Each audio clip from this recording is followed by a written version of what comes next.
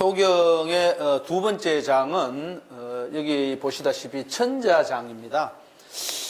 우리가 이제 동양고전을 이해할 때에 쉽게 말해서 계급사회에서 최고 지위로부터 최말단에 이르기까지 그 관계망을 좀 잘 볼 필요가 있습니다. 그래서 지난번에도 제가 말씀드렸습니다마는 우리가 얘기하는 이 효라는 것은 효경에서 말하는 이 효라는 것이 단순하게 부모 자식 간의 관계를 훨씬 넘어서 있는 어떤 그런 개념으로 이해할 필요가 있다, 이런 말씀을 드렸는데요.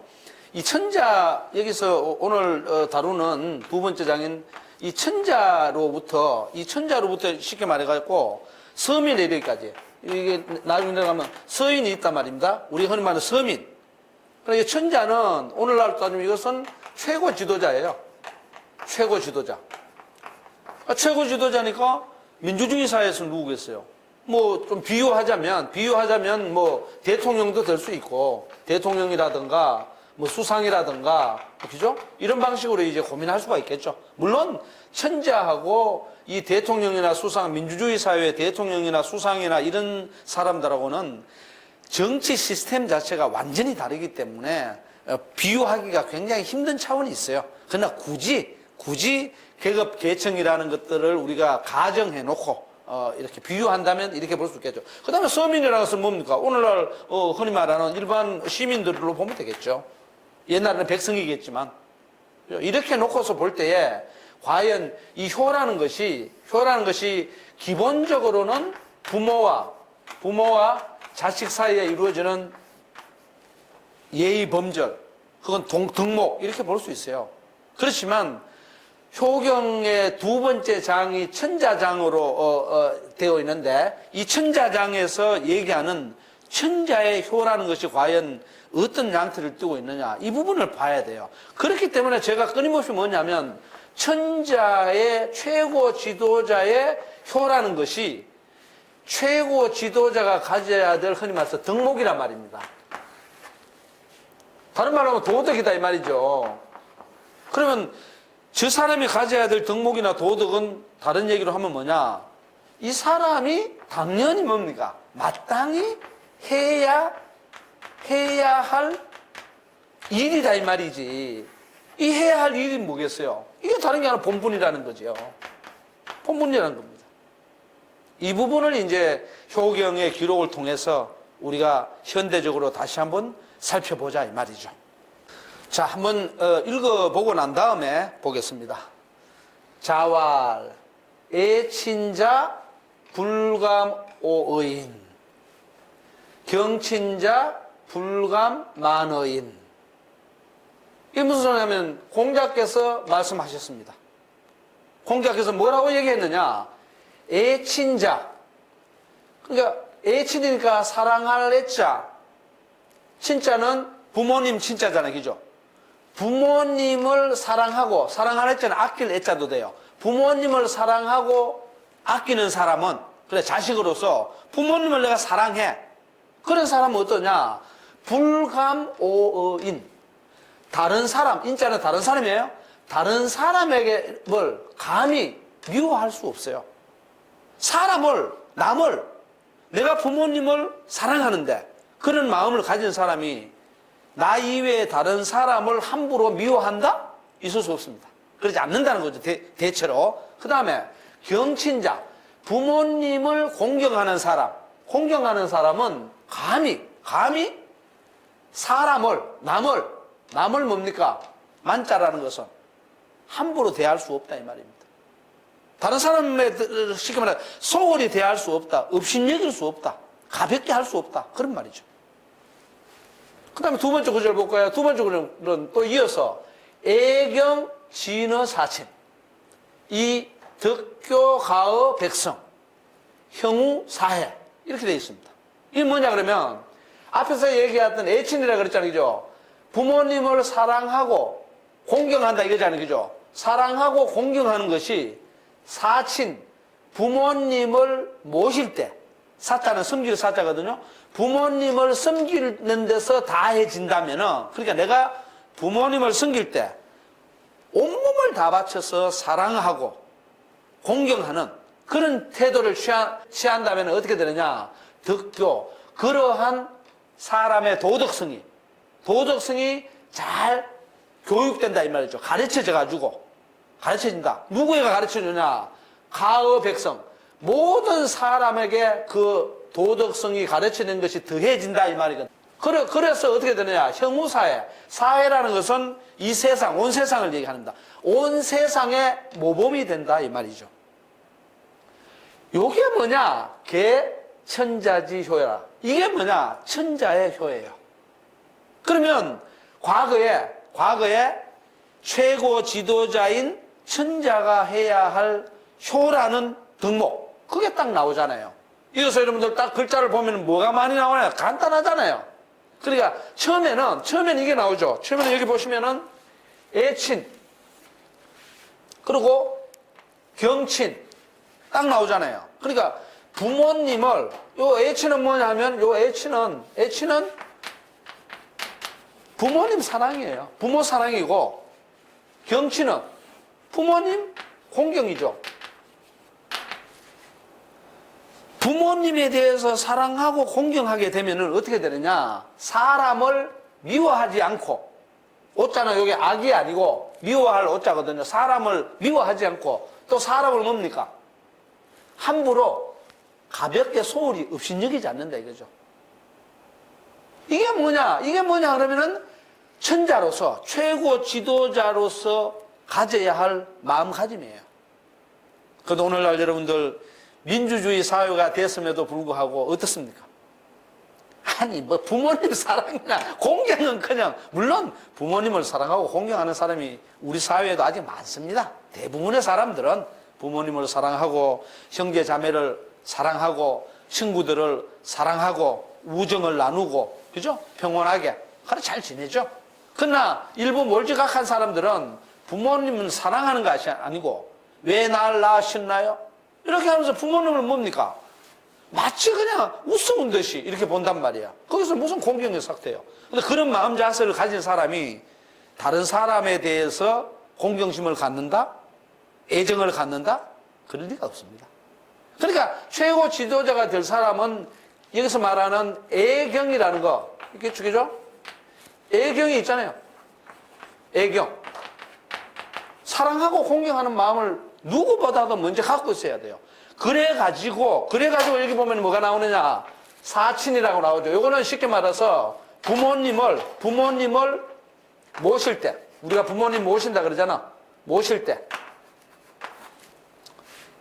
부모님을 모실 때 뭐냐? 사랑과 공경으로 해라. 그러면은 덕교, 도덕적 가르침이 모든 사람들에게 더해진다.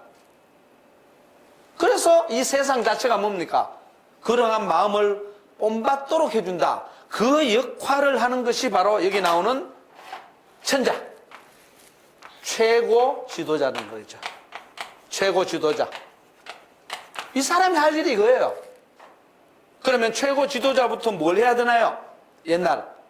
오늘날 대통령이 뭘 해야 되나요?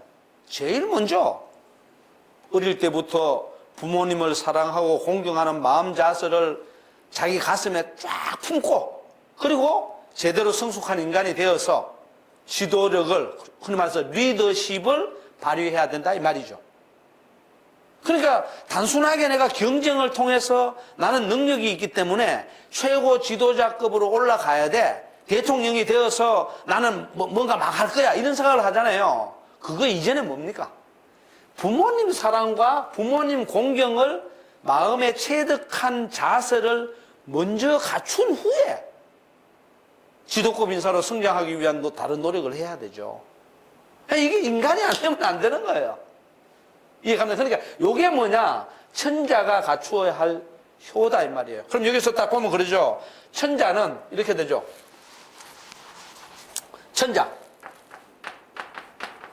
천자라는 최고위 지도자.